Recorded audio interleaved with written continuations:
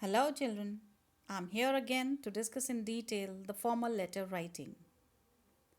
We live in a world of technology backed communication. Emails, texts, etc. are most of our preferred modes of communication. However, letters still have a major use and importance in our society, especially formal letters written to authorities or professional contacts, because they generally stay on record. Let us learn the correct format and language of formal letters.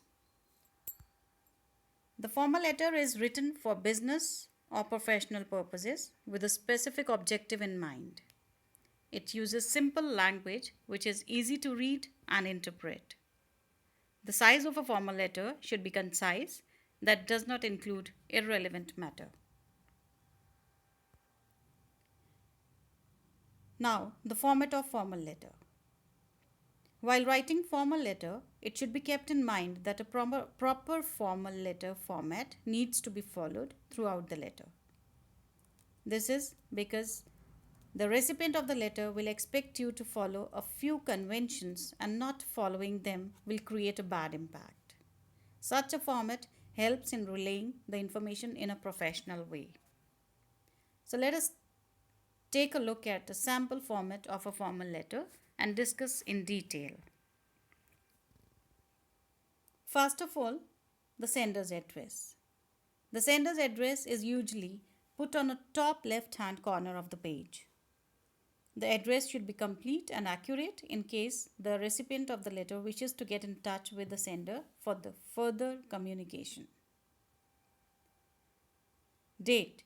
The sender's address is followed by the date just below it. This is the date on which the letter is being written. It is important in formal letters as they are often kept on record. Receiver's address. After leaving some space, we write the receiver's address on the left side of the page. Make sure you write the official title, name, position, etc. of the receiver as the first line of the address. Then comes the greeting. This is where you greet the person you are addressing the letter to. Bear in mind that it is a formal letter, so the greeting must be respectful and not too personal. The general greetings used in formal letters are sir or madam. If you know the name of the person, the salutation may also be Mr. XYZ or Miss ABC. But remember, you cannot address them only by their first name. It must be the full name or only their last name. The subject. After the salutation or the greeting comes the subject of the letter. Usually, the subject of a formal letter is written below the salutation. It must be underlined and bold. The reason for writing this is to give the recipient of the letter an idea about what the letter is going to say, so that it may be forwarded to the concerned department or person. On the left side of the page, write subject followed by a colon. Then we sum up the purpose of writing the letter in one line.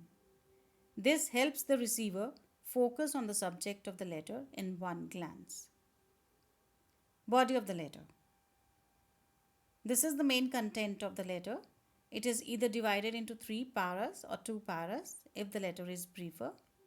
The purpose of the letter should be made clear in the first paragraph itself. The tone of the content should be formal. Do not use any flowery language. Another point to keep in mind is that the letter should be concise and to the point. You should always be respectful and considerate in your language. Ending the letter. A formal letter usually concludes with a line saying looking forward to your response. This is not necessary to write. However, it is good to mention this if you are expecting a prompt response from the reader. This is followed by the term yours sincerely and then your name. Now there are some rules which you should follow in writing formal letters. The first one is relevancy and conciseness. It may be a case that the person whom the letter is to be written will have a number of other letters to read at the same time. If your formal letter is too long, the recipient might not read it and it will end up in a bin. Hence, the letter should be short enough so that the reader can read it in a few seconds rather than minutes. The writer must be specific in his purpose for writing and should stick to the point. There is no need to add irrelevant details and the use of long words and flowery language, and avoid repetition as much as possible. Grammar and spell check. A letter that is full of mistakes creates a bad impact on the reader and will decrease the chances of getting a response back. Therefore, it is advised to use a spell checker in your computer. In other cases, use a dictionary to check spellings. Also, look for errors related to grammar. You can ask someone to check it for you. Punctuation and sentence structures should be revised. If required, write the letter again in case of several mistakes.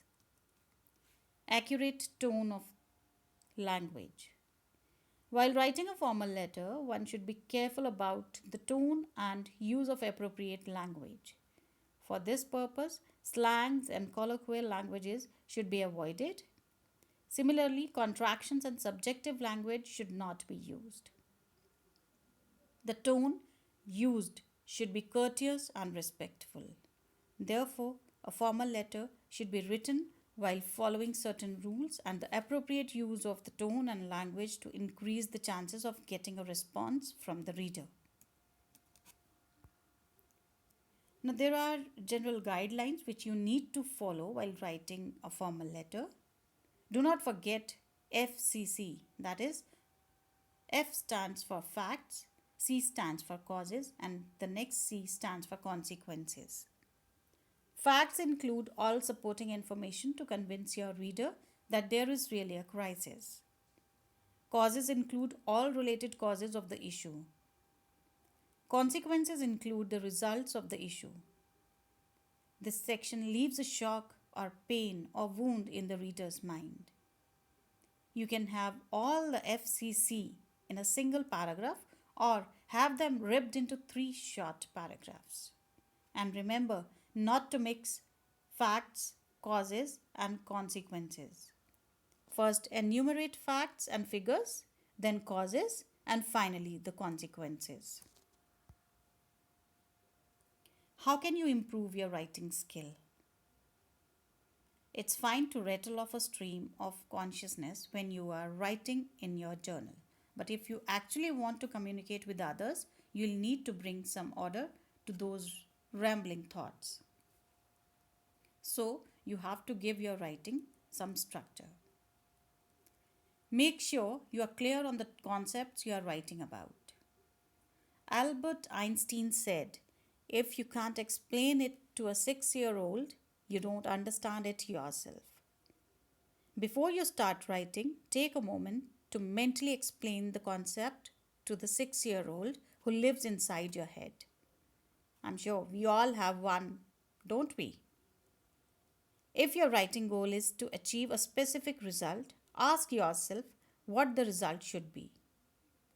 Before you dive into writing, have a clear purpose, then stick to it. Don't over-explain everything. If you have taken the time to organize your thoughts in advance, you should be able to keep things simple. The idea is to give readers just enough to understand what you are communicating without overwhelming them with trivial details. If you find yourself getting in the weeds with more details than you need, look at each piece of information and ask whether it's essential to help your reader understand your message. If not, get rid of it. Tighten your writing.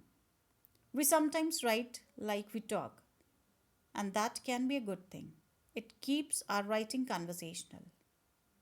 But rambling, wordy writing makes your text hard to read, and it can make you sound as though you lack conviction. Start practicing these skills to streamline your writing. Make your writing more conversational. You should stick with simple words. Best selling author John Grisham said, there are three types of words: words we know, words we should know, and words nobody knows.